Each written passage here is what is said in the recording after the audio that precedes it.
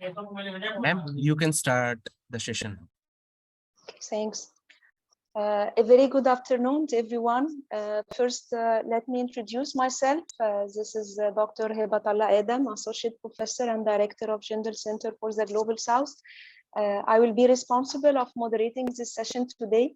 I feel greatly honored to welcome our eminent guest speaker, Dr. Lekha Chakraborty. Professor Lekha is a professor at National Institute of Public Finance and Policy and elected member of the governing board of Management International Institute of Public Finance, Munich, the World Association of Public Finance Economists. She is a pioneer economist in institutionalizing gender budgeting in India, was chief economic advisor of Ministry of Finance, Government of India in 2004. She is also research affiliate at Levy Economics Institute of Bard College in New York. Her key areas of interest are microeconomics of public finance, monetary policy linkages, financial inclusion, microfinance, gender budgeting, and human development, among other also areas of interest. That's why, ladies and gentlemen, you can understand now why we are feeling delighted today to have with us Dr. Chakraborty to share with us her expert opinion on a very important topic, public policy responses to geopolitical uncertainties.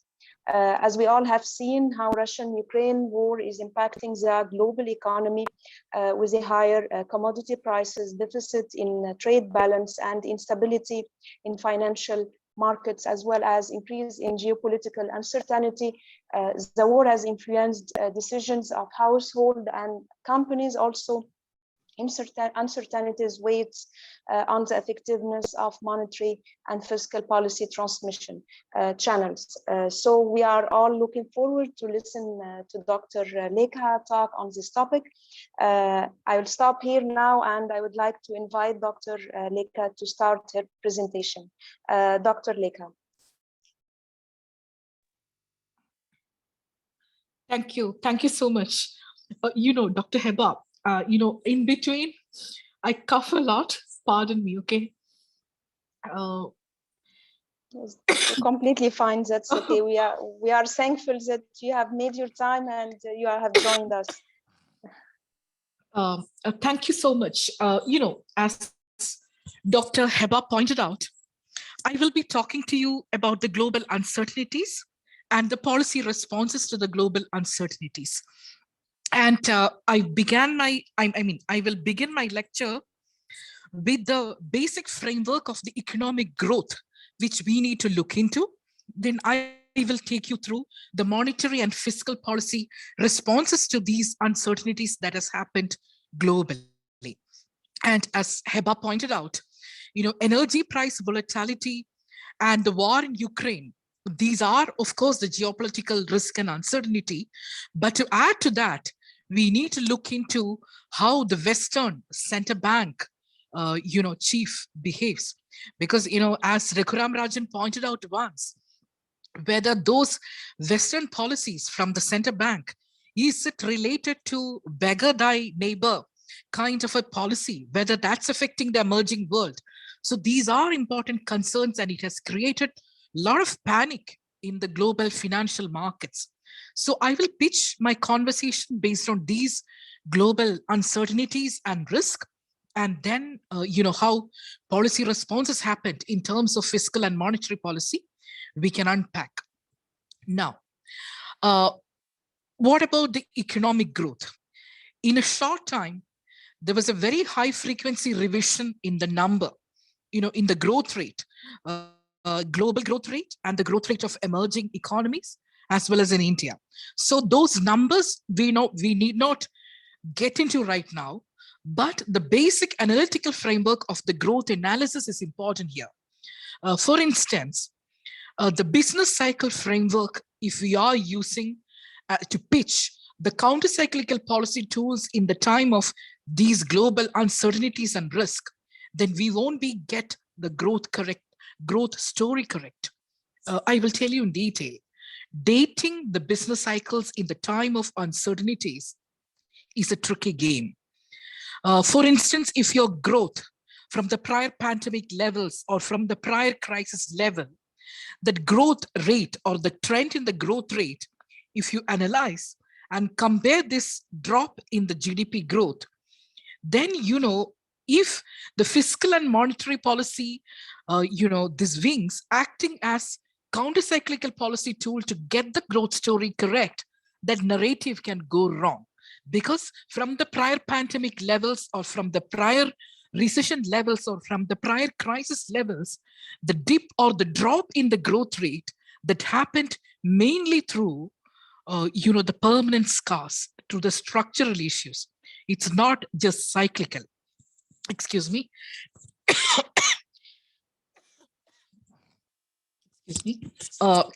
So dating the business cycle is not quite a relevant analytical framework here. And you can take a look into the works by Geeta Gopinath and her paper titled "A Cycle is Trend." She co-authored that paper with Mark. There, this concern is raised. That work, speaks to you, excuse me, that work speaks to you in the context of emerging economies. The drop from the prior pandemic or from the prior crisis levels, the drop can be a permanent phenomenon. It cannot be just cyclical. So if that is the case, then fiscal policy acting as a counter-cyclical fiscal policy and monetary policy acting as a counter-cyclical monetary policy, those kind of policy handles may fail. And after the global financial crisis, we have seen the dominance of monetary policy in correcting those crises. But that limitations also we have seen, because monetary policy responses beyond a point will not trigger growth rate if we are getting into liquidity trap or even the negative interest rate quadrant. So we have seen that limitations of the monetary policy. But, when we look into this post-pandemic fiscal strategy or monetary policy strategy, we can see that there is a policy coordination, but in the fiscal policy, we can see a policy dominance. In case of India also, we have seen that fiscal policy has been very accommodative. Globally, if you look at the fiscal policy responses to this global uncertainties and challenges and risk, we can see that the fiscal policy has remained very accommodative this time. Accommodative in the sense, if we look at the numbers of the public debt and deficit, that is climbing up. And we learn to substantiate that high public debt and high deficit by arguing that if we are using that high public debt or high debt in case of reducing the output gap, or if you are using that for financing the capital infrastructure that can crowd in private investment, that can trigger the economic activity. So you need not worry about the high fiscal deficit or high public debt per se, because the global challenges we need to, tackle through fiscal policy dominance. But I can understand that the students can take, a two stance on this. Like, many of you may not agree with me that high fiscal deficit or high debt, even in the time of pandemic, cannot be good. We need to, redesign our fiscal policy strategies differently by controlling the public debt. There, if you are arguing like that, there, my counter question is, we have lived through the fiscal policies throughout. Right now, time of geopolitical uncertainties and risk, we are not looking into the fiscal rules quite closely. Fiscal rules in the sense, the Maastricht Treaty, that we need to keep the 3% of GDP, our fiscal deficit. And India also, we have FRBM and many fiscal rules which articulates that, we need to keep the deficit under control. The revenue deficit needs to be phased out. That is a golden rule. Like, whatever you earn through your revenue receipts, use it for your revenue spending, not a pie more. So that whatever you borrow, that debt can be entirely used for the capital infrastructure. Excuse me. Yeah, but that narrative in the time of geopolitical risk and uncertainties and a post-COVID fiscal framework, whether that is working well, we need to have a relook. Otherwise, in due course, we need to get into the roadmap of fiscal sustainability. So when we frame that roadmap, what are the important ingredients to be looked into? Are we going back to the 3% of GDP, our fiscal deficit? These are important. Excuse me. These are important concerns, And in the recent one article, the former Finance Commission chair, Dr. N.K. Singh, has pointed out about the 4.5% of GDP, the fiscal deficit. In the post-pandemic fiscal framework, and especially in this context of geopolitical uncertainty, do we maneuver our fiscal policy path towards a 4.5 at the end of 2025-26? That's going to be a very relevant question. Because, Finance Minister Srimati Nirmala Sitharaman has articulated that we need not look into the fiscal rules right now. We have a medium-term fiscal framework, and that medium-term fiscal framework is by the end of 25-26, we need to control the deficit to 4.5. And as a case study, if you look into India, we have gone up to 9% of GDP. Our fiscal deficit has gone up to 9% of GDP, but that was articulated as a part of fiscal transparency as well. A certain part of the deficit is through the off-budget liabilities or off-budget borrowings. So those kind of components of the deficit is non-transparent. So we use this opportunity, this crisis, as an opportunity to clean up those mess and put it into the right kind of definition of fiscal deficit, and we cleaned up that OBB. So when I talk about a 9% deficit, is not entirely to tackle the risk and uncertainties, but that also contains this fiscal transparency exercise, not alone the accountability. So this is one exercise. And look at the principle of subsidiarity. When we talk about the fiscal policy framework, it's not just confined to the national level. The subnational governments are equally exposed to the macroeconomic uncertainties now. So when you look into the principle of subsidiarity, the government closest to the people also need to take decisions. And many of the decisions are happening at the level closest to the people, at the subnational government levels. So another question is, do we need to have an asymmetric fiscal rules in the time of crisis? Or do we need to keep that 4.5 or 3, whatever it is, symmetrical across the center and the subnational governments? So this is another question we need to grapple with. But hysteresis, if you look into, as an alternative to the business cycles, the scholars have started taking an interest into the hysteresis.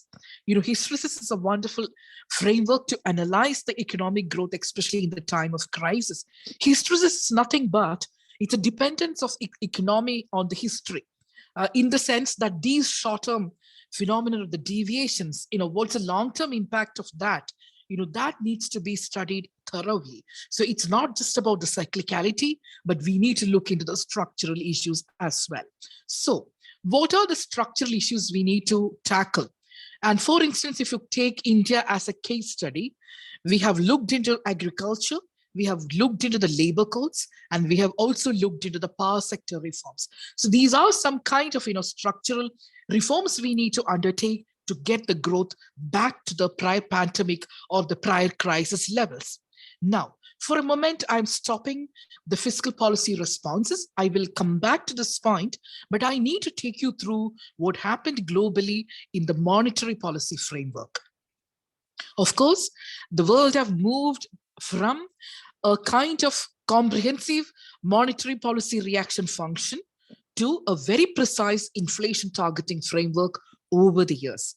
In the sense, central banks need to focus on the price stability, nothing else. So that's a narrative now. So based on Taylor rule, we need to focus on, inflation targeting. That is pegging your policy rates based on the inflation, which is a nominal anchor which you decide for your country, then it's deviation from the inflationary expectations. And you also have to look into this output gaps.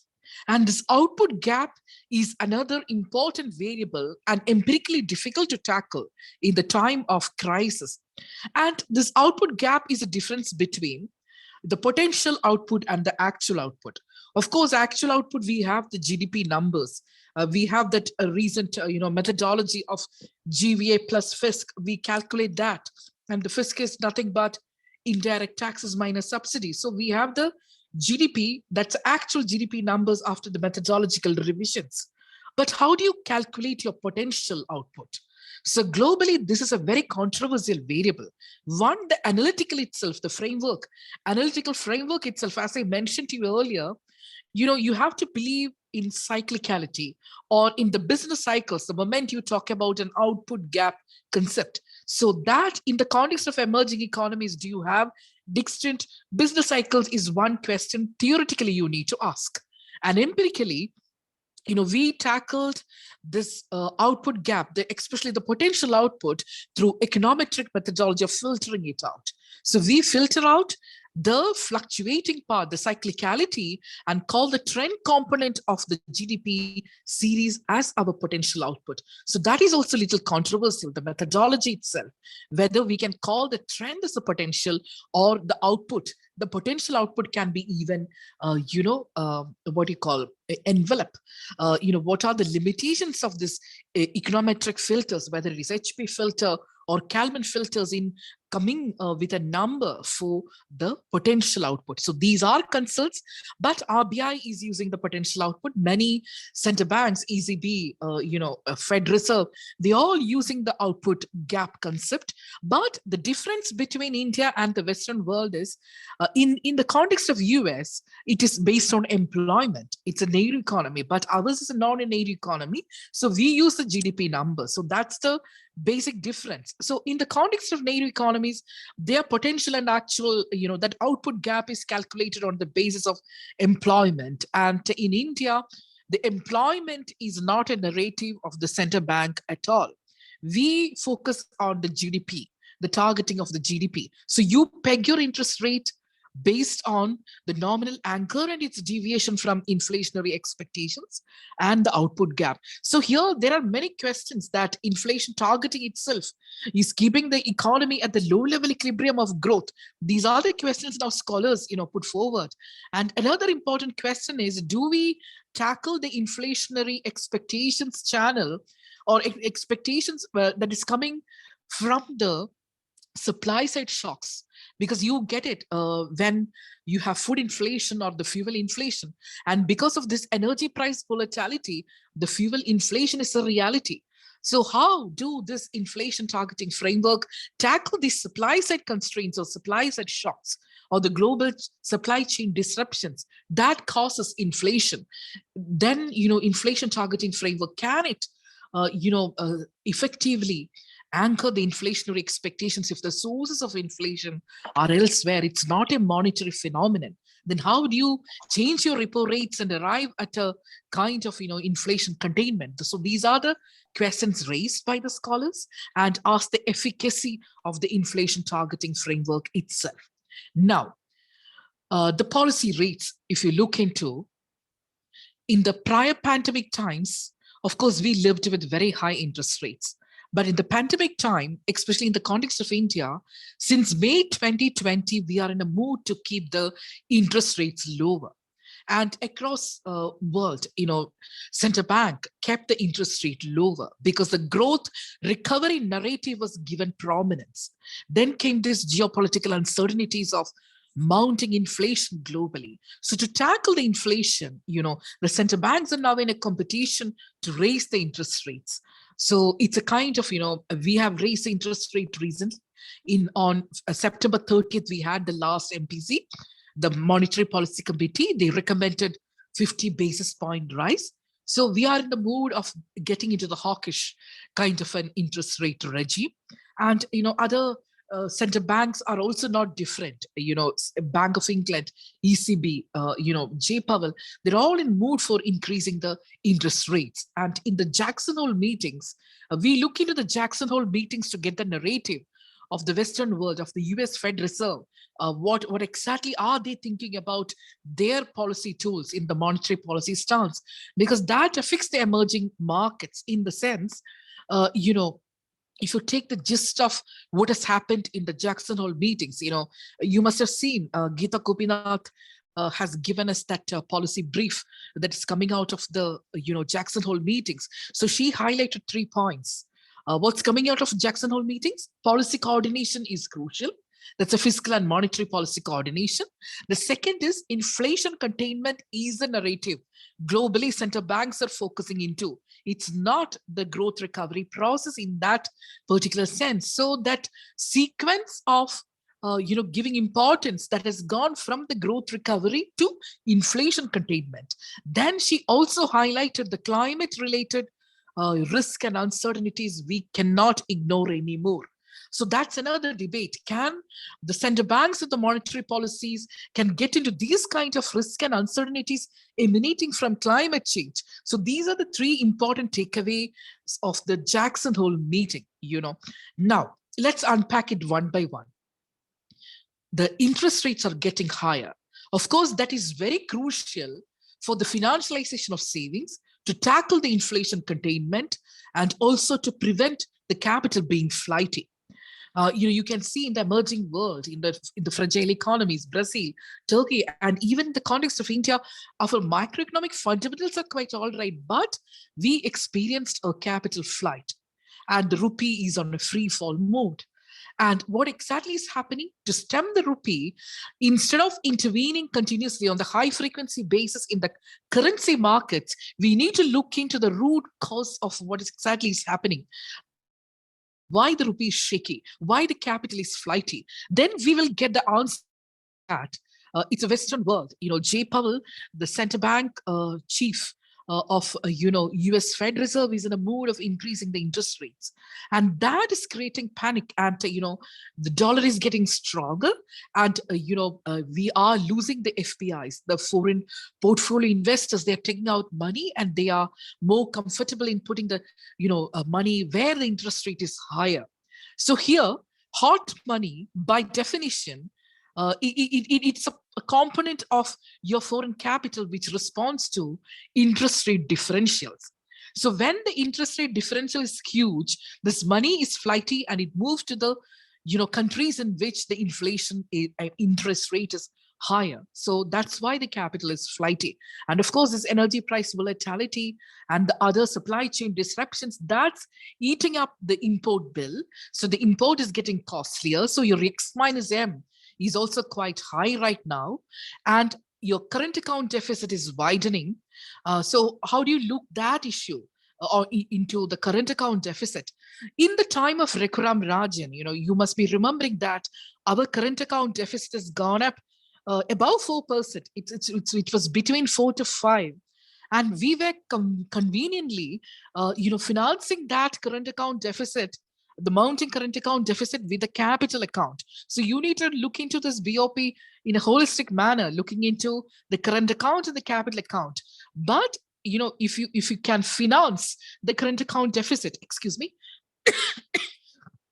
through the capital flows, you are okay. But the moment when the capital is flighty, then things started becoming shaky.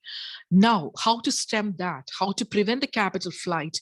We tried in 2013, when the situation was worse than this time. We tried capital controls. We tried high frequency intervention in the foreign markets, in the currency markets, but they were partially successful. So what helped was interest rate defense. And right now also we need to do the interest rate defense, but the what's the kind of the policy dilemma here?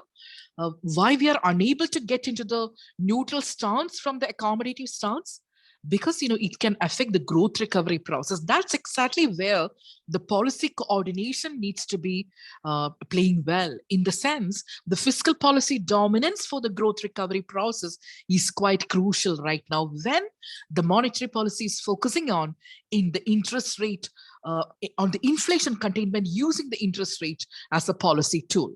Now, get into another policy tool which central banks all over the world tried, that is liquidity infusion into the economy. And the liquidity infusion was tried, and emergency, pandemic purchase of the bonds, and so many things happened. Right now, we are in a mood of normalization procedure by taking back the this emergency pandemic packages which we announced, and it's a kind of sucking out the liquidity from the economy, and it's a kind of normalization procedure. It may be a premature thing to do because it can affect the growth recovery process, but we can't wait for wait more because of the rising inflation. And also from this liquidity, it's also affecting the economy. And in the context of India, the Operation Twist, which was announced, that was quite an experimental tool. The Operation Twist to increase or to improve the liquidity infusion was happened like this. You simultaneously buy more long-term bonds or securities and simultaneously sell the short-term securities. In the process, the debt maturity pattern or the structure of the maturity pattern of your debt market, that's getting long-term. So you are postponing your refinancing risk to future so that you get enough time to maneuver to the robust growth paths, strategies. So these are the ways in which, we tried by imputing or by increasing the liquidity into the economy. But right now, we need to take back the liquidity. And you have seen the empirical evidence, that, though we tried the credit infusion and all, the banks were conveniently parking their money back in the, RBI. That is 100% safe and liquid. And, they find it very convenient to park back the government securities in the reverse repo rate. But now the reverse repo rate is redundant and we have introduced another policy tool. So the global mood is now to raise the interest rates and to absorb the liquidity infusion that has happened in the pandemic period. So these were the two important tools. And now coming to the climate change question. And I need to tell that there is a tug of war here. And, many economists, including Raghuram Rajan, has raised concerns regarding monetary policy getting into the climate change related risk and uncertainties. Because that can go little political. So can we do that? That was a question raised. Because the monetary policy reaction function now, as I mentioned earlier, now focusing exclusively on the price stability. So that's their mandate. So if that's a mandate, and of course, financial stability is closely correlated to the price stability. So why do you want to deviate from this monetary policy strategy and getting into the climate change related risk and uncertainties? So that was a question raised. And the political economy of the climate change can be better tackled by the fiscal policy rather than the monetary policy. So that's the way it was argued out, And here you can understand that the political economy, for instance, like distinction between the green bonds and the brown bonds, can central bank gets into these questions of investment related questions and can go political in deciding the green bonds. So there, the answer is what ECB has done. The European Central Bank, Christine Lagarde, is quite vocal about greening of monetary policy, and she announced stress test, and Bank of England was the first central bank to announce a stress test. That is a green stress test, whether the climate change related risk and uncertainties is affecting your financial investment. So the top bankers, investors are asked to produce statements related to the stress test. So RBI is also in a mood to go ahead with greening of monetary policy. You can read those chapters in the State of Economy report and the bulletin, RBI bulletin. So we are, getting into this greening of monetary policies. RBI governor is making right noises about that. But this question of the tug of war between monetary policy and fiscal policy remain. And what exactly is the argument? Let the fiscal policy do that. And what are the fiscal instruments to get into these climate change related risks and uncertainties? The fiscal instruments in the sense, of course, one is green bond. In this year, early this year, India has announced green bonds. It's like you tackle the financing pattern of your fiscal deficit through the bond financing, right? So within the bond financing, you're earmarking a particular kind of bond financing to the green infrastructure. So that's the experiment we have started now. Green bonds, that concept is not new. It is quite relevant in the context of private sector. But what is new? The government, the role of government, when it comes to the financing pattern of deficit, when you look into the bond financing of deficit, you are earmarking a portion for green infrastructure.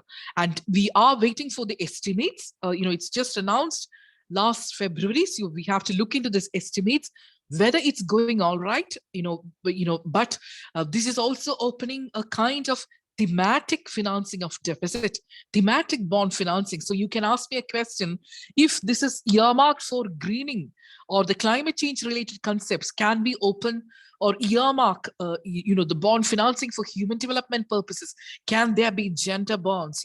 Those kind of questions are now becoming very relevant, especially when Argentina, they floated gender bonds. So these are the new kind of questions, because economic growth is not an end in itself. If our post-pandemic strategies and the strategies of the fiscal and monetary policies, ultimate goal is economic growth, then we are erring on the side of caution, because we need to go beyond economic growth, especially the humanitarian crisis which is mounting right now, unless we focus on those kind of concerns, because COVID was a human tragedy.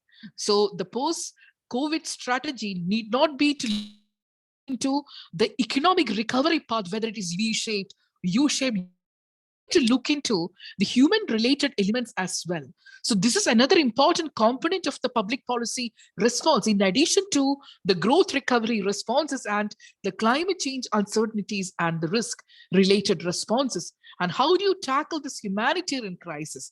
What are the important packages or the announcements across globe related to that? Then you need to unpack 4 components. One is food security. And in the countries where civil war was a reality, when the food security was not ensured, when the social security was crumbling, but we haven't seen any civil war in the context of India. We were under control because we have given, especially at the subnational governments, we have given much importance to food security. And second component related to the human development related responses to the risk and uncertainty is social security measures. Everything market cannot provide, especially in the time of crisis, we need to strengthen the social security measures. Third component is social infrastructure. I know that the predominant narrative of the rise in deficit and the debt is to tackle or to finance the physical infrastructure, that's a capital infrastructure, but we need to focus on social infrastructure as well, because in this moment we cannot say that capital spending or capital expenditure is good, revenue expenditure is bad. No, that can go little wrong, that assumption. We need to focus on social infrastructure, because especially in the post-COVID strategies, we need to look into the digital divide that has affected education sector and the health sector. That our estimates, it's just below 1% of GDP at the national level, the kind of public investment in the health sector. So we need to look into these social infrastructure related policies in case of education, health, water, sanitation. So many components related to the social infrastructure, in addition to the social security measures and food security, needs to be given importance. And the fourth component of this humanitarian concern or the human development related responses to the risk and uncertainty is employment opportunities. Everything else failed. So what the government needs to be done, government needs to act as an employer of last resort in the time of uncertainties and risk. So how the government acts as an employer of last resort? Government needs to guarantee jobs But if you look into the numbers, you can see that, we are not in the mood of redesigning the employer of last resort policies, and we are not into universal basic income either, because it's a question of public policy narrative here, whether you are getting into participation income or basic income to tackle this risk and uncertainties. Participation income, in the sense, the narrative of the public policy needs to be ensuring cash transfers. No, participation income is ensuring the people's participation in economic activity. And basic income is ensuring cash transfers into the hands of people to avoid a crisis. So participation income, by providing the employer of last resort policies, by providing the employment opportunities, guaranteeing, that's also protecting the labor rights. And on the other hand, basic income. This can also be a matter of debate, like what kind of narrative across globe, the public policy responses, we need to unpack and see what was their narrative. But in the context of India, we can, clearly see that our narrative was participation income relative to, the basic income. We have not announced any major cash transfers because we feared a kind of overheating of the economy doing all that. And some of the economists also cited the example of US economy, where Janet Yellen, the Treasury Secretary, was giving a lot of transfers into the hands of people, and that could also lead to inflation and overheating of economy. So we need to see, we erred on the side of caution, because recovery is uneven. So we can, on one side, we can proudly say that it doesn't happen, that overheating of economy, that has not happened. We were only providing the targeted economic stimulus programs, so that helped. But when you look into the recovery process, you need to understand that the recovery is uneven. So when we talk about a V-shaped or a U-shaped recovery, India is recovering for whom? So a kind of state-business relationship is supporting only a component of people to recover. What's happening to the people at the basic or the lower end of the pyramid? Do we have enough policies to support them? Or do we need to announce more? Because the recovery is uneven. So these are the questions we need to ask. And it's not the story of India alone. It is happening globally. And of course, what has happened to Sri Lanka, those kind of, fear, or the kind of, that collapse of the government or a failed state, that will not happen in India, basically because our financing pattern of deficit, if we look into, that's not, predominantly external financing of deficit. So we are safe, because earlier there was a discussion related to the sovereign bond, and India was in a mood to get into the foreign markets to, this bond financing, but it was prevented quite successfully or effectively. We haven't done that. And if we look into the financing pattern of deficit, it's predominantly internal. It's not external. So we are safe if you look into the external debt component. So we will not replicate that Sri Lankan experience where there was a huge external debt, the presence of China, and those kind of external financing and the conditionalities. That's not in the context of India. Next question: how we use the fiscal space, and the debates related to the populism and the freebies right now. And in Sri Lanka, of course, the use of fiscal space was quite tricky. They were getting into incentivizing the calculus of consent of the people. And those policy announcements were not related to the predictive spending. So now, in India, it's a strong debate whether we can do more freebies, or do we need to take a relook into the fiscal space available to announce the freebies? So here, this question can be tackled against a backdrop of the role of state versus market. Because the role of state in the context of risk and uncertainties is, of course, providing the public good. That doesn't change at all. Public goods, in the sense, the goods which are non-rival in nature and non-excludable. So we are not questioning that, whether there is risk and uncertainties or whether it's a normal time. Now, the next question is about the externalities. Some of the goods, merit goods, if you look into the externalities, the social benefits, that's greater than the private benefits. So government can provide those goods which, do, excuse me, we have the positive externalities. Now, clientele-based privateness of the public spending, that's where we need to look into how much we can design this or increase the privateness of the public spending. That's quite tricky. The clientele-based announcements, when we have, fiscal space limited.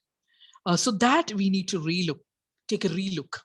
Now, you can ask me whether there is a consensus regarding what is freebies, because that is incentivizing the calculus of consent. And these are the times of revenue uncertainties, because we have geopolitical risk and uncertainties as a backdrop. So within this revenue uncertainties, or within this limited revenue right now, when the tax buoyancy itself is in question, within this limited fiscal space, what is that space available for designing more freebies? These are the important questions raised.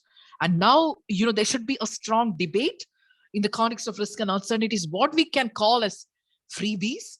So that itself requires a debate, because there is no consensus related to that. And, education and health, free education and health, can it be freebie, or whether that is relevant for the, to tackle the humanitarian crisis we have undergone in the time of pandemic and in the post-pandemic fiscal strategy. We need to give importance to a health and education, and providing that at the reasonable cost or free. That's very relevant right now to protect the achievements we have already done in the context of education and health. Otherwise, this digital divide can make our life more miserable. We need to look into the education and health sector, and can that be called as freebie? Then in subnational governments, you provide free cycles to the girls. There, gender budgeting is coming as a public financial management tool. That against a backdrop of risk and uncertainties, we need to take a relook into the economic stimulus packages. These are the times to get into normalization procedure. Fiscal policy cannot be accommodative forever. We need to take a relook into the public debt and deficit. So those kind of fiscal strategies, when we plan, then when we take a relook into these components related to incentivizing the calculus of consent, certain public financial management tools like gender budgeting, climate finance, that responsive budgeting, climate change related financing, those kind of public financial management tools cannot be called as freebies, but that is a long-term PFM tool.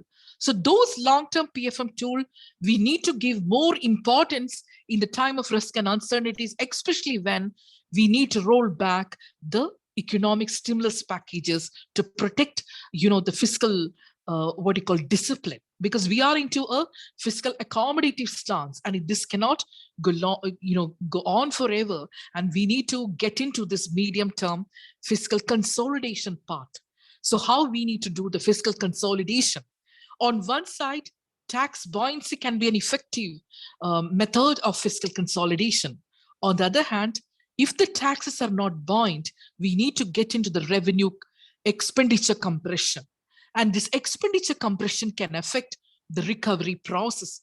And if the expenditure compression happens, then that is a fiscal austerity mode. And the fiscal austerity mode as a post-pandemic strategy, that can go wrong. So what could be that effective or optimal fiscal consolidation path? We need to take a relook. So these are concerns, because on one side, raising the interest rate by the monetary policy authorities is becoming more and more crucial because of three reasons I mentioned earlier: to tackle the inflation, then to tackle the financialization of savings, because we have seen that the savings that's coming down globally. So the savings, it's of course a function of income, and also it's a function of interest rate. So if the interest rate is going down, it affects the financial savings. And if you're getting into the negative interest rate, then it's affecting the savings pattern. And that's a matter of concern, and you need to increase the interest rate. Then, as I mentioned earlier, rising the interest rate is important to tackle what's happening in the Western world. Otherwise, our capital will become flighty if the US Fed Reserve is in the mood for reducing their balance sheet, or in a mood to increase the interest rates in turn. That will affect the emerging economies, forex, or their currency, because the dollar is getting stronger, and the capital is getting responsive to the places where especially the hot money. When I mentioned about capital, I'm mentioning about the hot money, not the stable FDI. That's relatively stable, but I'm talking about the foreign portfolio investors. They can they can be little volatile, and they respond to these interest rate differentials. And on the other hand, if you say that we don't need to have a policy coordination, we are getting back to the fiscal austerity mode or fiscal consolidation mode. We can't keep the fiscal policy accommodative by high debt and deficit. Then again we are getting into a tricky mode. So it's a really a tough situation how we are going to play it out, and the policy coordination is very crucial right now, because we need to keep the interest rate lower to provide the cheap credit, to provide incentives to investment. But we can't do that because they're globally the inflation is mounting. So it's a very tricky situation. That's why the articulation of the central bank governor in the last MPC meeting, that we are not getting into the neutral stance right now. We are still on the withdrawal of that accommodative stance. And so that's a way the narrative of central bank governor.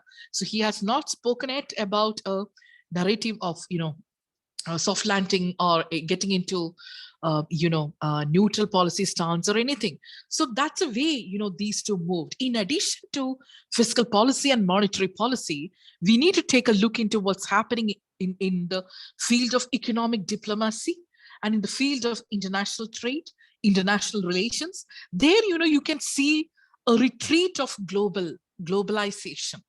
So this retreat of globalization or increasing protectionism, that kind of wave, that's also affecting the economy from recovering at the faster mode. So whether protectionism is quite a good policy tool right now, because in many countries on the mode of protectionism, and India is also using tariffs and non-tariffs, we are getting into a protectionist mode. So that retreat of globalization, that can also affect the growth recovery process. So these are the broad things I thought that I will give you as a framework. Now let us take questions, and I will try to answer your concerns and clarifications and the questions in the we can go up to 5 o'clock. That's what I thought, that more voices from the participants, from the students, will be good. Okay, I forgot to mention one thing about the digital infrastructure. I touched upon that, but there's a tendency now to move to the digital currency, to the digital world. And we also talked about this high risk, high return asset like crypto. So the world is in the mood to digitize. So whether that kind of policy tool is relevant to tackle the risk and uncertainties that is happening right now, if you ask me, my answer is yes and no. And no in the sense, of course, unless we have a great regulatory framework, getting into this digital mode, that can be quite tricky. So that regulatory framework needs to be given emphasis the moment we talk about the central bank digital currency. But crypto is not a legitimized legal currency, but it is a high return, a high risk, high return asset. So it's a kind of an asset. But using the tax policies, we try to curb those kind of speculative activities in the time of the risk and uncertainties, because it can affect the financial stability. So the central bank governor is not in a mood to support crypto and all. And we have announced that you need to pay tax for the cryptocurrency. So we are getting into, but again, there comes a question of data privacy. The moment you think on one side, digital currency is very helpful in financial inclusion, because in many regions it's highly unbanked. So when there are regions in which things are highly unbanked, this digital currency can be an important mode of financial inclusion. That's exactly what the Treasury Secretary Janet Yellen also, she supported a digital dollar by talking about the financial inclusion.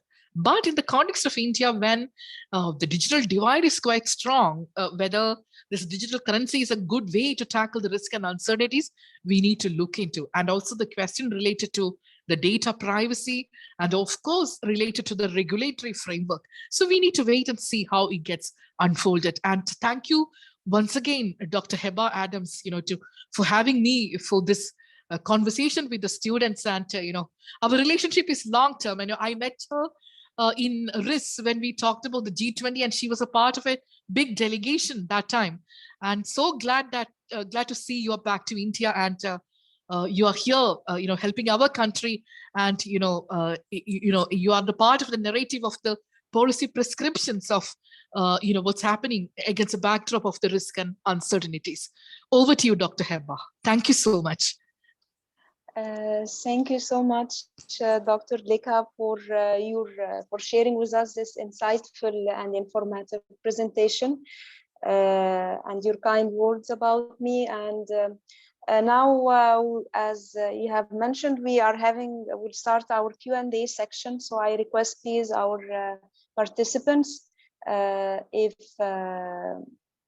you would like to ask questions, you can raise your hand and ask your questions by using your mic, or you can write in chat box. And I will take the responsibility of reading your questions and sharing with Dr. Lekha. Also, Dr. Lekha, if you would like to turn on your camera, you are most welcome to turn on your camera. So, any questions? So now till students start writing their questions, and our participants, because we are having also faculty members, they have joined us. I'm having a question regarding, I'm gonna leave India for a while and just go to Africa, and low-income countries, fragile economies there in Africa. As we have all read the IMF forecast that governments that in low-income countries will surpass 50% of their GDP because of Russian-Ukraine crisis. In your opinion, Dr. Lekha, how can governments, speaking about governments, especially in fragile economies let's speak, for example, about sub-Saharan Africa, how they can stop the negative impact of Russian-Ukraine crisis on their GDP, and how they can stop like having more negative impact on economic and social aspects, how they can avoid a long-lasting negative impact, especially that the whole world is not in a good position now to assess them. They need to assess themselves. Thank you, Heba. For the time management, let me take the questions first, maybe 5 or 6, and then I can answer together, so that we will give more time for. Yeah. Thank you. Sure. I can see also now we are having one hand raised from Dr. Firdaus. Yes. Am I audible? Yes. Yeah. Thank you very much. This was indeed a very insightful lecture from the professor.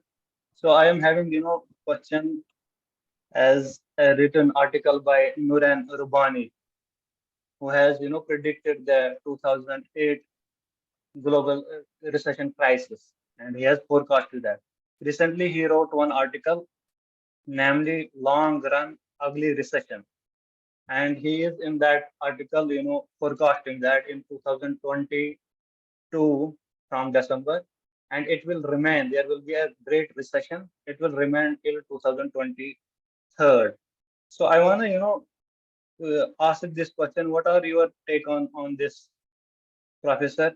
That he is, asking that there will be a global recession throughout the world, and it will remain from 2022 to 23. So I want to listen about this. What are your take on this? How similar it is about the global crisis of 2008?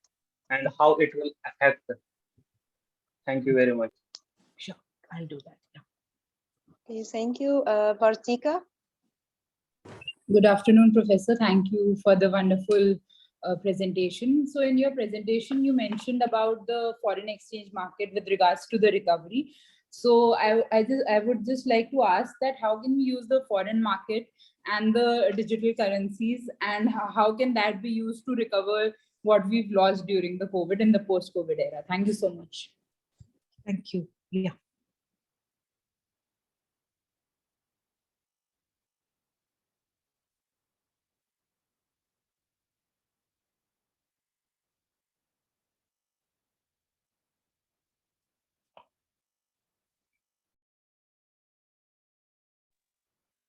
So, Professor, I think there is no questions for time being till they write or raise their hands. Can we take these 3 questions?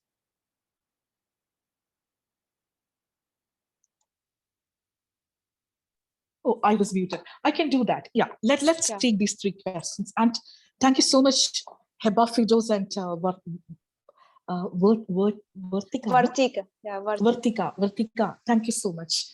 And Heba, your question about, the fragile economies and the, the context of the sub-Saharan economies, that's very relevant. We need to look into the resource handles they have, and how they are going to tackle the energy price volatility, and how they can redesign their policy, both fiscal and monetary.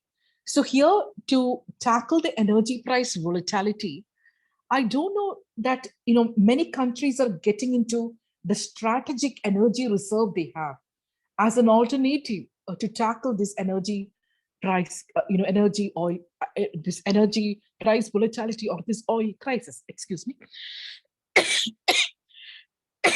But how much we can do that, as a counter policy using the strategic oil reserve is a matter of concern. Of course, even prior to the war in Ukraine, when the OPEC was moving towards a kind of a cartelization by artificially reducing the, oil production, this kind of responses to the using the energy, the strategic energy reserve, was a predominant response. But those kind of policy moves, how partial it can be, how ineffective it can be, you can understand. But that was one of the main ways in which we try to move. Now, the revenue instability. In the time of uncertainties, if you get into the narrative that the revenue stability is the basis of expenditure priorities or design, then especially in the context of fragile economies, when the revenues are uncertain, then they have to get into a kind of austerity mode. And you talked about the context of European Union. And European Union, of course, that European Union, what holds that entity together, if you look into those questions, I have read a paper in the Brookings paper, there, Alberto Alsina and his co-authors. So they looked into the question whether this European Union is a feasible project even prior to these geopolitical uncertainties and the pandemic. There, the questions were like, it was an economic integration, but there are a lot of, as you mentioned about the social, cultural, there are a lot of fissures that's happening right now. Brexit is happening. So we can see that, a kind of non-economic narrative is also equally predominant in addition to this global risk and uncertainties. So those questions we need to tackle. And energy crisis is one.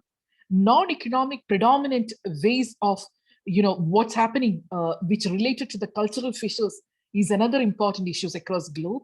And third is revenue uncertainties. There, in the context of sub-Saharan countries and in the context of European Union, you can see that natural resource taxation is a predominant method of taxation or the kind of revenue mobilization, unlike India.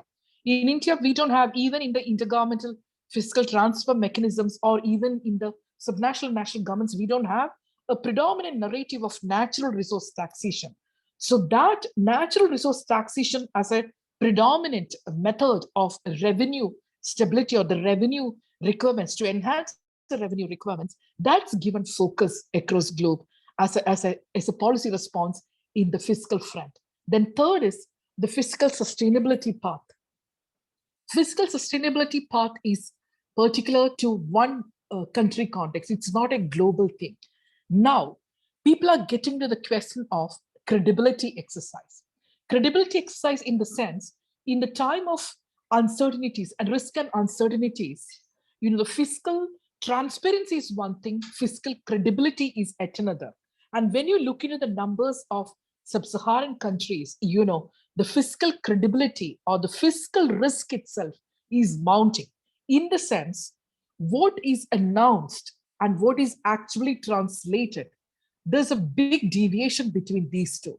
Of course, you can understand that a part of it can happen due to randomness, but the part can happen because of the state-business relationship and the kind of, you can understand that inequality is widening in the time of pandemic. But in the context of sub-Saharan countries, whether that inequality is widened because of the deals that is happening against a backdrop of risk or uncertainty. So those questions are also getting more important about the credibility, about the kind of fiscal risk that's coming from the deals that's happening in the economy. So these are the questions we need to look into.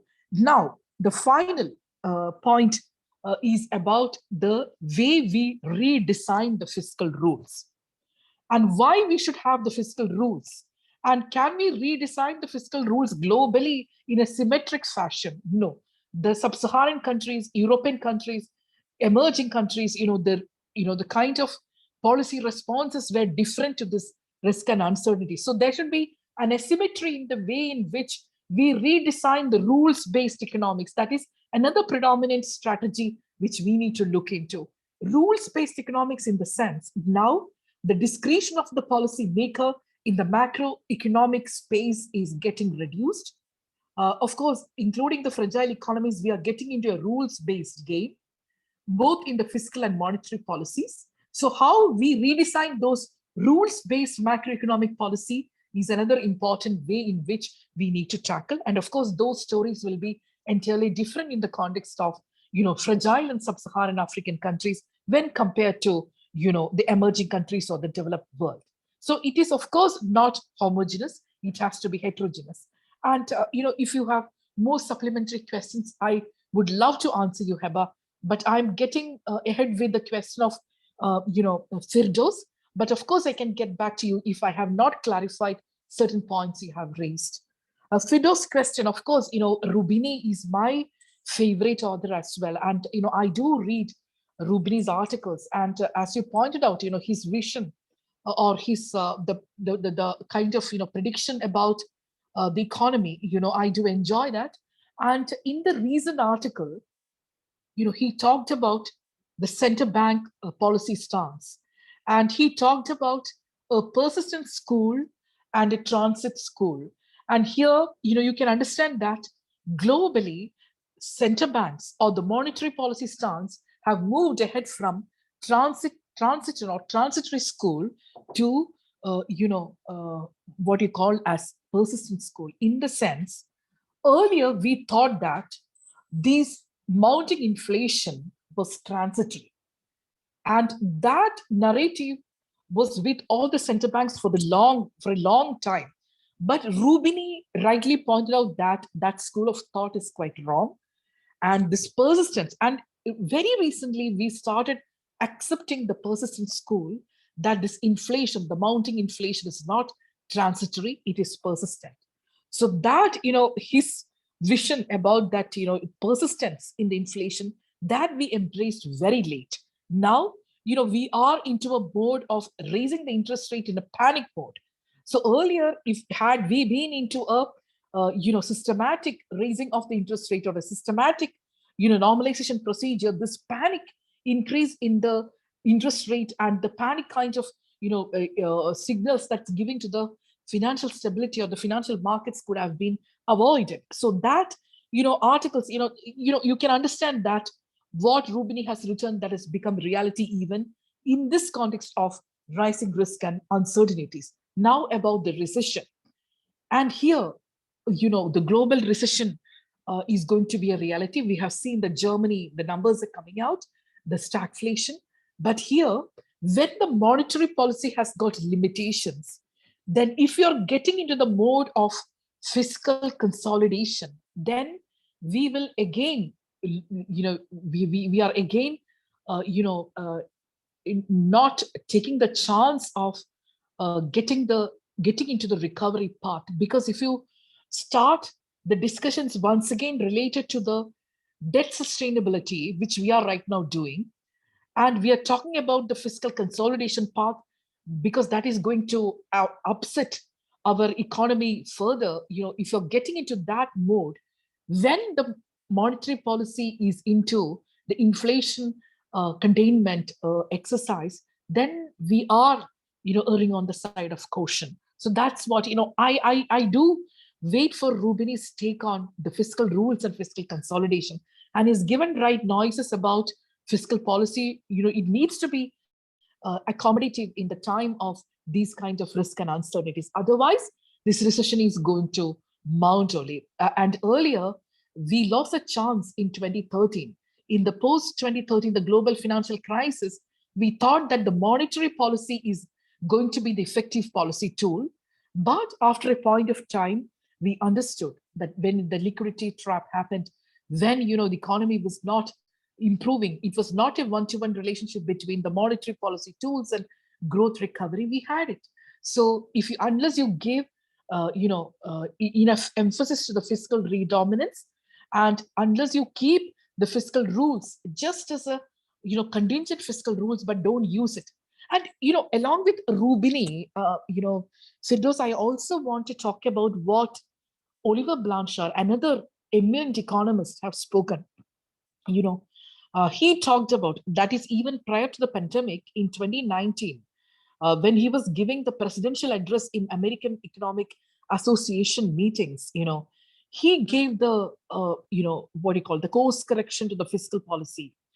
And his last slide, I do remember, I was there in Atlanta to present my paper. In the last slide, he mentioned that public debt may not be good, but it is not bad either. So if you are in a time of recession, better you keep your fiscal rules just as contingent fiscal rule, but don't use it. So that's exactly what he has mentioned. And you focus on two macroeconomic parameters. And Rubini has not spoken about those parameters, but I am quoting from Oliver Blanchard. He talked about two parameters in the sense your R and G, the real rate of economy and the real growth of economy. So if you are in a fiscal unsustainable mode, if your R is greater than G, then you are in trouble. But if you can have high fiscal deficit, but you grow out of your debt, then you go for high fiscal deficit or high debt. That's exactly what he has spoken. And that's very relevant in the time of risk and uncertainties like this, that you need to look into, have a check on R and G. And even the investors' confidence and the rating agencies, the Moody's rating agencies, they also started emphasizing on R and G, the real rate of economy and the real growth of interest, the cost of the credit and the growth of economy. So if you're growing out of it, then you are not getting into unsustainable debt situation. So that narrative needs to be given importance. So it's a Rubini as well as Blanchard. The narratives by both of them, they're very relevant right now. Now, thank you, Firdaus, for that question. Now let me get into Vartika's question of digital currency. Can it solve this crisis of what's happening in the currency markets right now? Digital currency and the financial market instability, of course, there could be a link. But what we need to do right now is not, reinventing or innovating related to the currency, but regarding the interest rate defense. Because I will tell you, the root cause of the volatility of the currency, that will not change even if we get into a digital mode. That's not going to protect the currency, the weakening of the currency.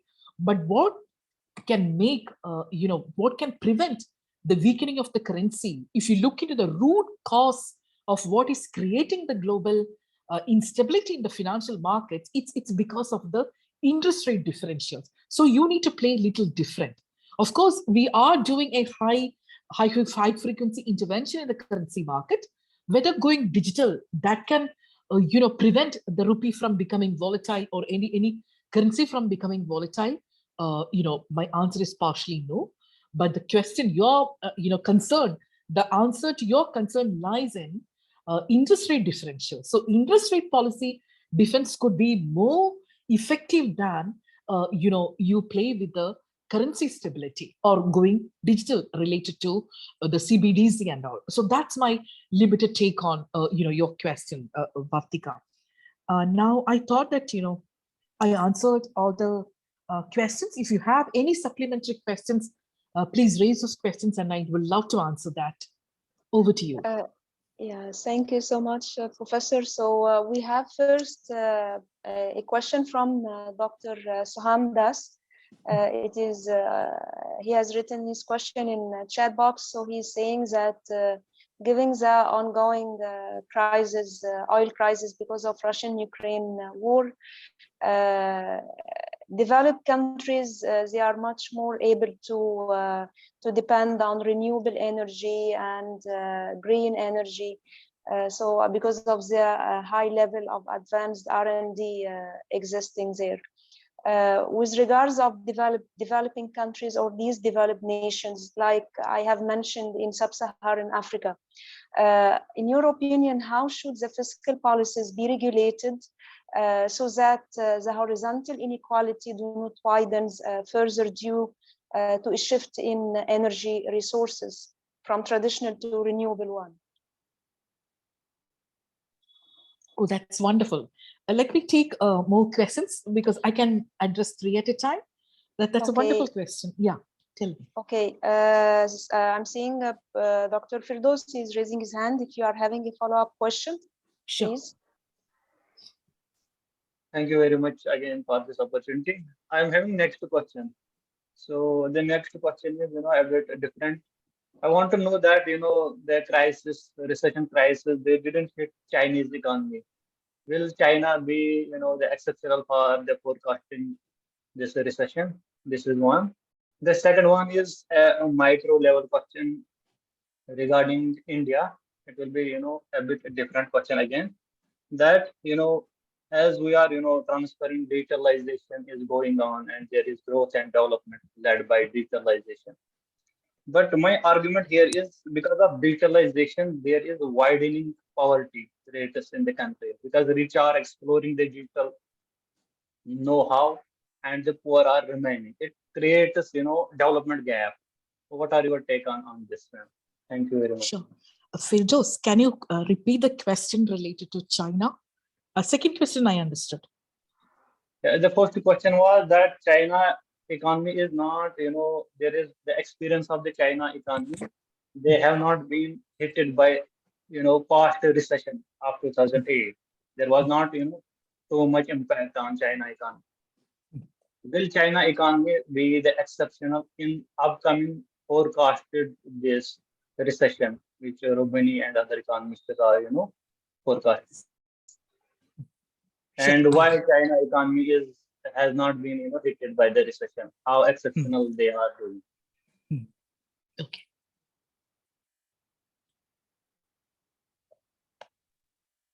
So I think that's all, Professor. There is no other question now. Yeah, sure. Let me take Sahan Das, right? Sahan's question on oil crisis and developed countries can respond to it effectively, but what about developing countries, right? He's saying that because of the crisis, developed countries now they will depend more on renewable energy. And Okay. I lost that focus on the renewable thing. That's a very good question, And in India, not only India, all the countries, need to produce a national adaptation communication by November. That's our commitment, the Glasgow commitment, right? So we are trying to articulate the kind of resources now available to tackle this adaptation, not just adaptation, and also the kind of just transition, that's going to happen. That's exactly his question, that what's a kind of just transition from this fossil related economy and this oil related economy to non-conventional or that kind of renewable resources, that question here in that bargaining field, that bargaining, the developing countries need to bargain more for giving more time. We need to buy time for a just transition, because as you rightly mentioned, developed countries can transit from fossil fuel related economy to that renewable energy faster than the developing countries. In the context of developing countries, we need to address the energy poverty, as you mentioned, and the energy poverty and the energy crisis is quite huge. So what's the method, or what's a tool, or what's the policy space available for the fragile economies and the developing economies for a just transition?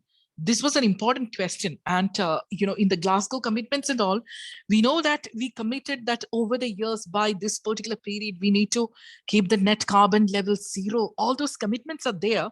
But, we need to focus on just transition and how this is going to happen. In that bargaining, if you look into the energy consumption, of course, as you pointed out, the energy consumption of the developing countries or the fragile economies is not that much.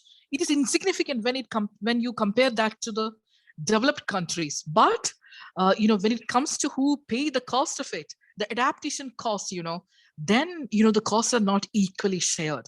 So now the narrative which is put forward by India and the developing countries is how we can finance it.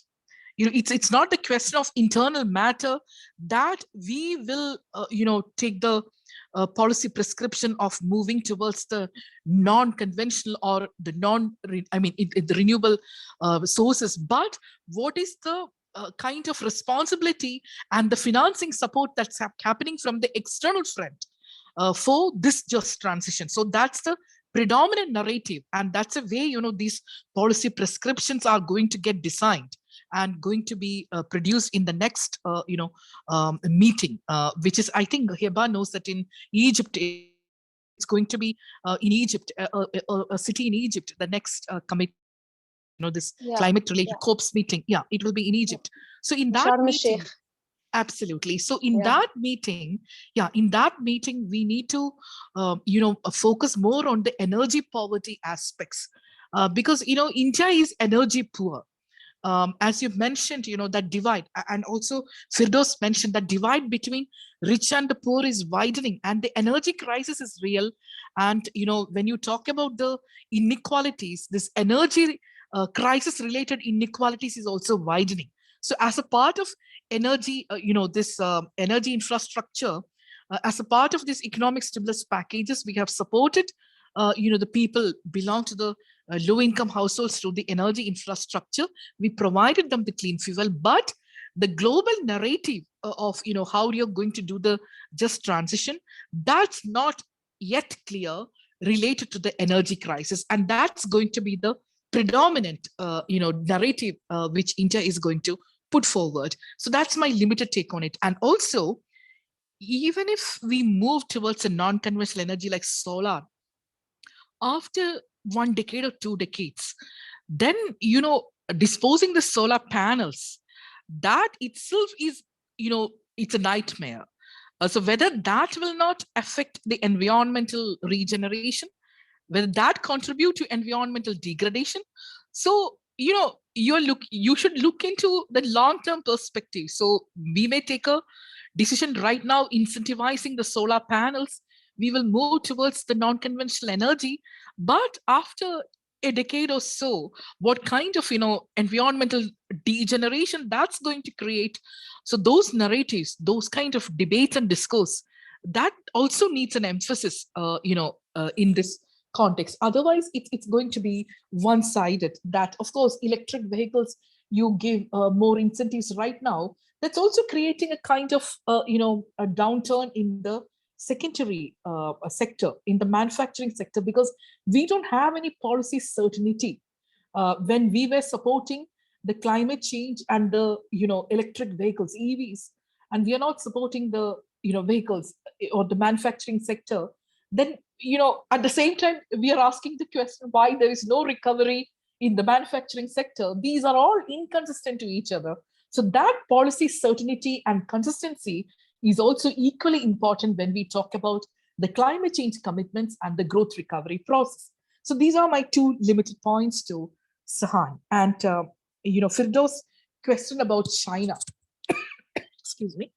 China is in trouble, Firdaus, because you can understand that the articles related to the real estate, what's happening, and the middle class people, they are revolting, and the kind of things happening in China, that's not quite okay. In the sense, there was quite a bit of investment that has happened in the real sector, in the real estate was booming, but right now, those kind of unfinished projects in China, and they are using this money to, initiate new projects, not finishing the existing projects. So these are all creating, dissatisfaction in people, and they are in mess. And actually, you understand that it is very tough to get details of what's happening in the Chinese economy or the Chinese policy front, because you understand the iron curtains. Even in the case of COVID, the world came to know that quite late. And right now, there were a lot of apprehensions related to, the return of their leader, and the leader was missing, or, kind of assumptions and political things, we are going through. But it's very tough to get the Chinese policy, public policy narratives, or what exactly is happening in the Chinese economy. With a lag only, we will be able to understand what exactly is happening in China. But whatever is available, from that, what we can make out is things are not quite all right in the context of the Chinese economy as well. And the protectionist policy is not quite acting quite positive over there. And to wait and see to get more details on the Chinese economy. And question related to the micro level question related to, I forgot for those that question. You mentioned about a micro level policy question. Yeah, it is related to the poverty and inequality. You can tell me. Yeah, can you repeat that question for me, please? I forgot. Yeah, thank you very much. It was about that, we are talking about digitalization and economy is transparent, and there is, great impetus of growth and development as the economy at macro level.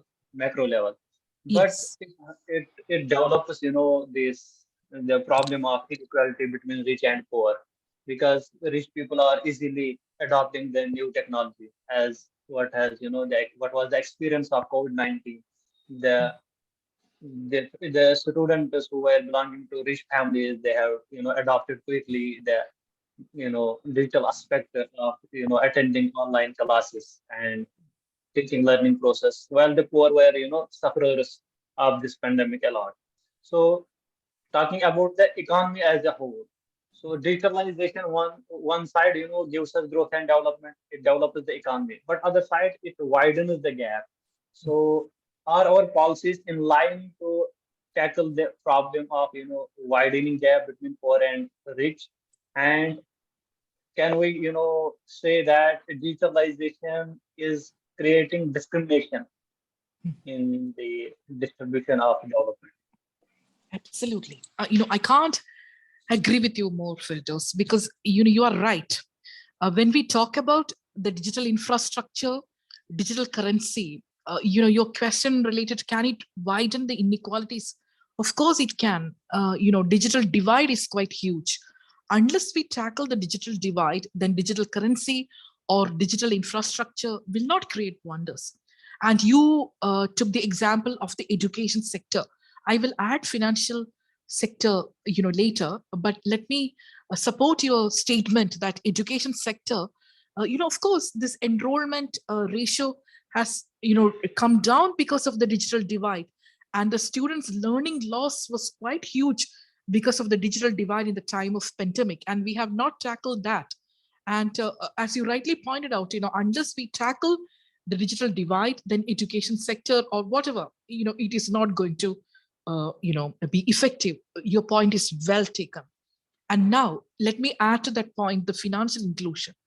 As I mentioned earlier, Janet Allen's point that digital currency will strengthen financial inclusion was based on the assumption that there is no digital divide. But of course, in a country where the digital divide is quite predominant, then it cannot lead to financial inclusion. And we talk about the cost of credit versus access to credit in terms of financial inclusion. We thought that the cost of credit matters more than access to credit. So the policy prescription to take the poor on board was by decreasing the interest rates or even providing the loans interest-free to the poor people, but that didn't work. And very recently, we started looking into access to the credit. Earlier, we thought that the peer monitoring models through the self-help groups, that they create a forum, they hold the savings of the poor people. Then, through that peer monitoring models, we will give the access of poor people not to the banking sector, but to, financial investment or financial sector decisions or financial inclusion. But that was quite wrong. So I'm happy that, the present government is providing access for the poor people to the banking sector through digital infrastructure. But we need to tackle many issues, including whether those opened accounts are having zero balance, whether they are able to invest, whether they are able to tackle the financial empowerment. These are the questions we need to look into. So there, as you rightly pointed out, digital currency or digital infrastructure cannot do wonders unless we tackle the regulatory mechanisms and the digital divide itself. So that point is very well taken. And, another point is, if the policy narratives of a government is based on market access or market related principles, rather than believing the role of state in the field of education, health, financial inclusion, then also, in the time of risk and uncertainties, that can go quite wrong. In the sense, we believe that Adam Smith book, we believe that everything is invisible hand. Ad hoc configurations of demand and supply will create wonders. Everything is, the market will determine, and we are quite comfortable with that. But those policy narratives, if the market is given a predominant narrative in the time of risk and uncertainties, that kind of state business deals, or that kind of, you're not supporting the people, you're believing that the fittest, let the fittest will survive. If that is a narrative of the government, that market access and market, and don't believe in the state, role of the state, because the role of the state, as I mentioned, freebies, those debates are happening now regarding the role of the state. What is the role of the state? So I think we need to take a relook into these questions very meticulously, because in the time of risk and uncertainties, what all the things we call it as freebies, or whether those kind of policy narratives are important at the subnational levels in the cooperative federalism to tackle the humanitarian crisis, or are we calling those policy prescriptions as freebies? So these are the narratives we need to take a relook, so that this rich-poor divide. Otherwise, the rich will get richer, and inequality will widen. We are not having policies to support the poor. So those, I think, a course correction is required, so that post-pandemic recovery, that V-shaped recovery will not be uneven. Digital infrastructure and digital currency alone, that narrative alone, or even that narrative of market determines, that cannot, support people, because it's a human tragedy we have overcome. There is humanitarian crisis, and we have seen the numbers that inflation hurts, of course, poor. So, we need to have the role of the state needs to be re-looked into, and that course correction needs to be looked into to prevent or to lessen the gap between the rich and poor, which is happening in front of us right now. Yeah.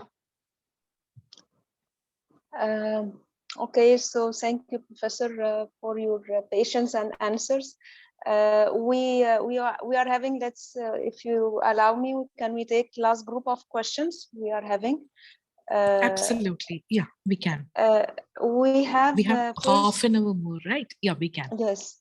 First, there is a follow-up question on Professor Soham initial question about the renewable energy and how it is gonna impact developing countries. So Jayendra Singh is asking, saying that in developing countries like India, having a huge informal labor sector, of course, which is gonna hamper their ability to get into the energy competition in the international community.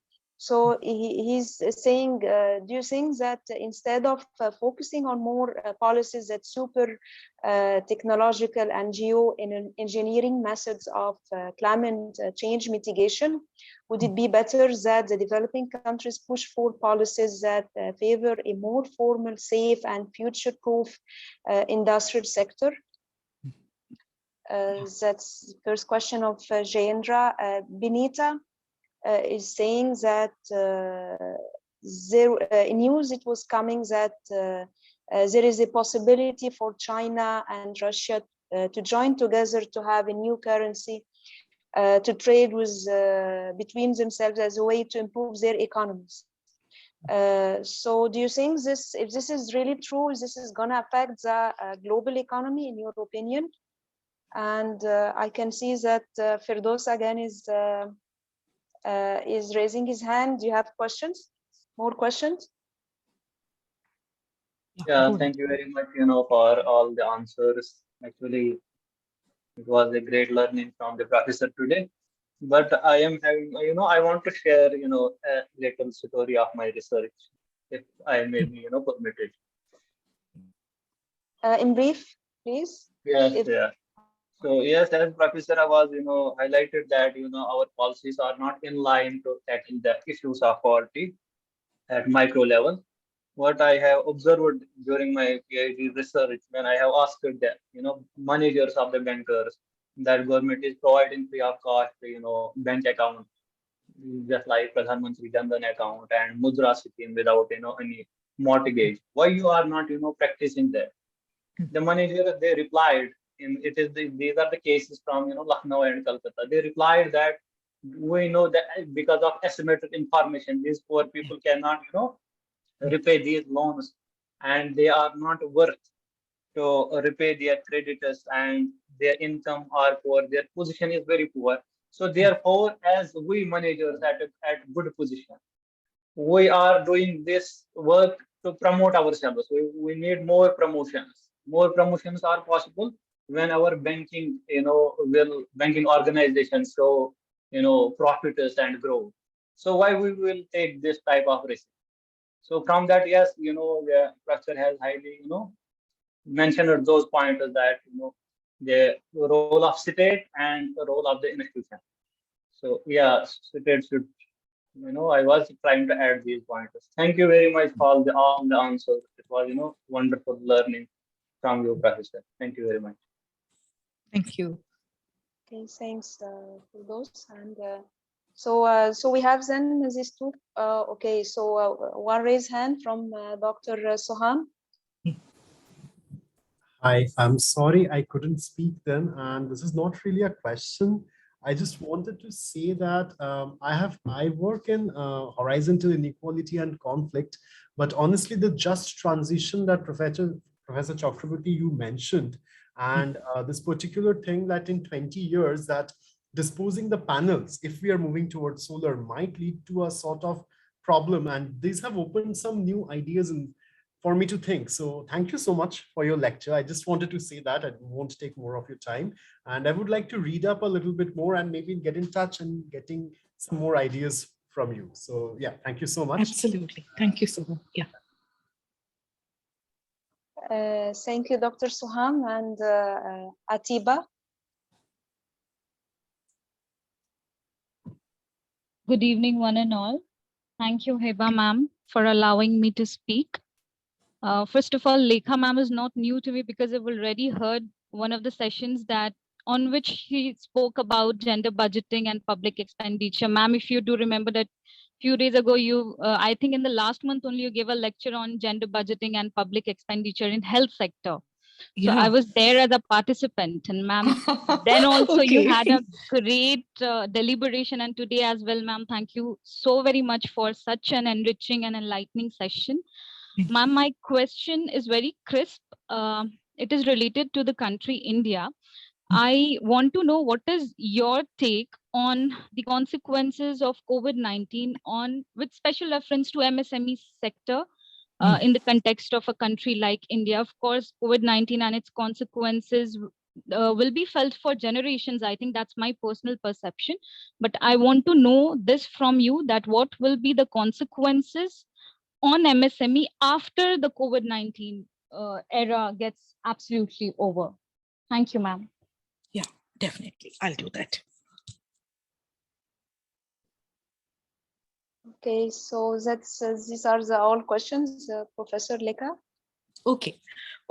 Thank you so much, Jayanta, Binita, Firdoz, Soham, and Atiba. Thank you so much. Let me take up Jayanta's question first. It's related to, of course, the informal sector. Before getting into that specific question, I need to confess that we don't have data related to the informal economy. And even after demonetization, or even after the COVID pandemic, the kind of studies related to the informal sector we received. Of course, one of the studies, I forgot, Geeta Gopinath and her co-authors.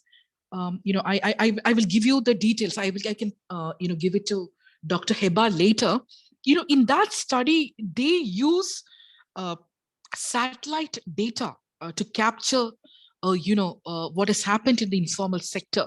So that's the way it is. We don't have any data, and GDP or the economic growth data below the substate level we don't have. So a kind of innovative method in terms of empirical research is happening by using the satellite data or the nightlight intensity. So that's the way informal sector is studied. And in case of labor employment data, also informal sector, absolutely we don't have any robust studies other than a few micro level studies based on great primary surveys. Other than that, we don't have great work over there. Now, coming to the climate change commitments, I mentioned about the tug of war between monetary policy and fiscal policy related to the climate change commitments and what is the right kind of public policy response to that. And there, Soham also talked about the horizontal inequalities, how we are going to tackle. Let me connect these two issues together and put forward the intergovernmental fiscal transfer mechanism and link it to climate change. India was the first country ever to design an ecological fiscal transfers. In the sense, in the intergovernmental fiscal transfer mechanism, we have integrated a criteria related to the climate change, and that divisible tax pool was redesigned because it was a mandate. It was a TOR of the finance commissions to act upon it. So based on that integration of climate change as a criteria of the intergovernmental fiscal transfers, these fiscal transfers were redesigned since 13th Finance Commission, 14th Finance Commission. 13th Finance Commission took a decision. Of course, the mandate of the TOR was given to 13th Finance Commission also to incorporate climate change in the intergovernmental fiscal mechanism, but they preferred conditional fiscal transfers. That is tied to climate change commitments. But 14th Finance Commission was the first ever to take the ecological fiscal transfers, how to design that. And they have taken a bold step of incorporating the climate change criteria and giving a predominant weightage to that criteria to design the kind of fiscal transfer to tackle the horizontal inequalities. And that we need to accept that it was a great decision that India and how many other countries follow this ecological fiscal transfer. If you look into, of course, they may have conditional transfers, but in the major intergovernmental fiscal transfers, India is the first who designed the ecological fiscal transfer. So that was a predominant narrative. Now, how to tackle the other concerns. Transparency and accountability is important to tackle this climate-related questions, and how to ensure that. And predominantly, when we produce the National Adaptation Communication in November, one of the predominant narrative can be how much our country is spending on climate-related things. As you rightly pointed out, not in mitigation. Once the event is happened, we have a lot of budgetary concerns related to mitigation. But how much is there of how much our country is spending in terms of ex ante adaptation? That communication needs to be stronger, and we need to map that and give a number that this much is spending. And we need to look into the fiscal marksmanship of those concerns as well. Fiscal marksmanship in the sense, it's not just announcement by the government, against the backdrop of the Glasgow commitments, but how much that is getting translated. And if there is a deviation, we need to ask the question, what is it, cause for that deviation? Is it randomness, or is it due to the variation, or is it due to the bias? So that exercise needs to be done in order to get into the predominant narrative of what are the external support we receive. Because the moment we put forward the internal resources related to the climate change, and if you tell that, of course, 55% of the GDP or 30% of the total revenue budget we spent on climate, that is internal. But that doesn't opt out the kind of commitment the Western world has got. Because, earlier we always hear the concept of not in my backyard. There are a lot of things happened in terms of the developed countries. They develop at the cost of the developing, countries. So what could be the analytical framework to deal with these concerns when climate change is an international public good? It's not an internal or a domestic public good. So we need to look into this question from the analytical framework of climate change as an international public good. So there, one paper by Wallace Oates will be very helpful. And when he was talking about the reconsidering environmental federalism, he categorized 3 kinds of functions, setting functions to tackle this. In that setting function, the first narrative was climate change is an international public good. So those kind of commitments we need to deal with. The second setting function was there are certain concerns which has interjurisdictional spillovers. How do you look into this interjurisdictional spillovers when we talk about the climate change commitments? And the third and the limited case was only the localized public goods, which is related to the climate change concerns. But predominantly now, when you look into all the studies or the empirical evidence, we are talking only about the third as a prototype case. We are not looking into the interjurisdictional spillovers and not talking about climate change as an international public good. So maybe that analytical framework can be quite helpful in articulating the case or the concerns related to the climate change in the context of emerging countries or developing countries. Now, thank you, Jane, for that brilliant question. Now, let me take Binita's question. I am very apprehensive about any other currency becoming prominent, just like the way the dollar is. Now the dollar is becoming stronger. And China and Russia, whether their cartelization, whether their, currency, those concerns, I think we need to take those kind of move with a pinch of salt, because I do believe that the dollar is, still the powerful currency in the world. And in the time of this risk and uncertainties, when the rupee was on the free fall, we even got into that narrative of trading in rupee, or certain, policy prescriptions where, thought about to do the trading in rupee or, not in dollar. Of course, we have the masala bonds where it is rupee denominated rather than dollar denominated. We do have certain things, but in the long term, how we can tackle that dominance of the dollar, especially when it's getting stronger, that we need to wait and see. And frankly, Binita, I don't have the expertise in the currency markets to answer your question, in a very bold manner that whether that move can be powerful. But with my limited expertise in the currency markets, I do feel that it is not going to cut ice. That's what is my limited take on that point you mentioned. Let's wait and watch how it unfolds. Okay. And thanks again, Binita, for that question regarding that global economy and its other currency, the currency other than dollar getting stronger if there is a cartelization. Now, Firdaus' question, and thank you so much for sharing the inferences from your thesis. I enjoyed that. And of course, I can't agree with you more. I do agree with all the points you mentioned.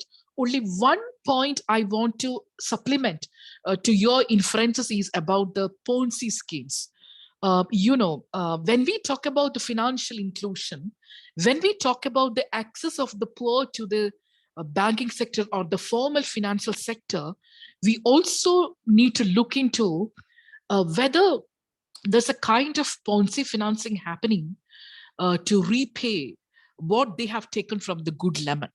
Of course, the access to the credit was done. The cost of credit was minimized. So we have tackled everything. The poor access the credit. Then what? Whether, they are able to do, some kind of income generation or economic activity or some prosperity related to that access to the credit or the financial inclusion that they experienced, or are they going back to the old trap of the indigenous money lenders, the Ponzi schemes within their village or their jurisdiction at a very high interest rate to repay back the good lemon or the credit they accessed initially? So we need to look into that. And the data supporting those inferences are limited because, there are a few cases which report the Ponzi finance or the Ponzi schemes experienced by the people who has access to the good lemon initially. So those data building needs to be done to understand that the process is sustainable. They're not going back to the bad lemons. And, in that Akerlof market for lemons, whatever you have narrated to me, I think it beautifully gets fit into that market for lemons by Akerlof in that, Quarterly Journal of Economics, that Nobel-winning article, in that analytical framework, if you can, place your empirical evidence or the inferences you have given, that can add a flair to it. So it's just a suggestion. You can take a look into it when you do the postdoc or anything. So that I particularly enjoyed the empirical evidence you shared with me, because it's whether Mudra or whether, Jantan, these are all not magical. Overnight, people are not becoming micro entrepreneurs. It cannot be a missing public policy strategy. These points are very well taken. Now, Soham, thanks once again for your appreciation. And of course, it's a long term. That's what I told Dr. Heba. It's just a beginning, and we can be together, in Twitter handle. You can give my Twitter handle to students. Of course, it's a long-term relationship. We can be in touch, and, time and again, we can discuss about, the things related to the economic policy. You're welcome to do that. Now, Atiba's question related to the predominant narrative of, economic stimulus package was liquidity infusion. Of course, that was a predominant narrative. But whether that has created magic related to the medium and medium enterprises, MSMEs, that's a question. And, you check the credit deployment statistics provided by RBI, and there, if you look into the credit deployment statistics, of course, the YOY, if you look into the growth, things may look greener. But if you look into the composition and the structure in which who access the credit, then we can see that it's not predominantly the medium and small enterprises who access the credit. So why they are not accessing the credit when the predominant narrative of the economic stimulus package was credit infusion? Why that failed? It is not only India. In any case, if you look into the developing countries, the predominant narrative of the economic stimulus package was liquidity infusion or the credit infusion. But when you look into the economic recovery outcomes, it is uneven. So that credit access was uneven. So whether that access to credit, whether they access the credit itself is a question, fearing, how they will repay. So those questions are matter of concern. And of course, Firoz also has pointed out this liquidity infusion, will that create further financial instability in the system in future? That question is also dealt in that financial stability report, which is published by RBI. The latest came in June. If you look into that stability statistics into NPA, there is a stress scenario. You can look into that, and things are not good, because this Stiglitz has, has predicted this. If you look into that article by Stiglitz, he has put it in Project Syndicate, Stiglitz and Rashid, in that article, which economic stimulus works. In that article, Stiglitz rightly pointed out that this credit, related economic stimulus programs may boomerang, just like the way Vatiga pointed out. Medium and small term, they may not access it, and they are in doldrums. So for that, what is missing in the pandemic packages, the policy prescriptions related to the poor income households, we have not yet addressed that. And the small business firms, they are in doldrums. And the small business firms, what is our policies? So that we have not done. We have focused on the growth recovery at the aggregate level, and the fallacy of aggregation has happened. Rich became richer, but we need to frame more policies related to the small and medium term enterprises, because small business firms, their stories, we need to look into that in detail, because we have not seen the kind of setbacks they have gone through the COVID time. So that credit infusion will not answer. The credit infusion, if that is a tool to answer that, that didn't work. It hasn't worked. That's my take. It hasn't worked. Yeah, Butika. No, Atiba, that's my answer to you. And thanks so much for that appreciation that you attended my public expenditure benefit incidence analysis and gender budgeting in health sector, in Calcutta. Thank you so much. And as I mentioned earlier, Dr. Heba, it's a long term. It's like, we will meet again. And thank you so much once again. Over to you. Of course, thank you so much, Dr. Lekha. And of course, thank you, first of all, thank you for accepting my invitation and insisting on giving the lecture on its time today. So I'm really thankful for you. I want to express my sincere gratitude for your time and having this patience to answer all questions of our participants today. It is really thankful from my side and from Jindal Center for Global South. And I would like also to thank all our participants who have actively participated in today's discussion. So I'm seeing that there is one hand still raised there. If you would like just to say, okay, so Firdos is raising his hand, he's saying thank you. So thank you, Dr. Lekha. Of course, we will keep in touch all, and as Dr. Lekha has mentioned, we remain in touch on other platforms, not only here. And of course, I would like that we'll have physical in-person session very soon on campus, if you allow me, so we can have future sessions on campus as well. Thank you so much, Dr. Lekha. Thank you so much. I can see Niti Jain's messages, 17 messages, I can see that. And thank you so much for this brilliant interactive session. And as Heba pointed out, I look forward to meeting you physically on campus later. Thank you so much and have a lovely evening. Bye. Bye, Firdos. Thank you so much. Bye. Bye-bye. Thank you so much, Doctor. Thank you all. Thank you. Bye-bye. Thank you, Professor. Thank you. Thank you.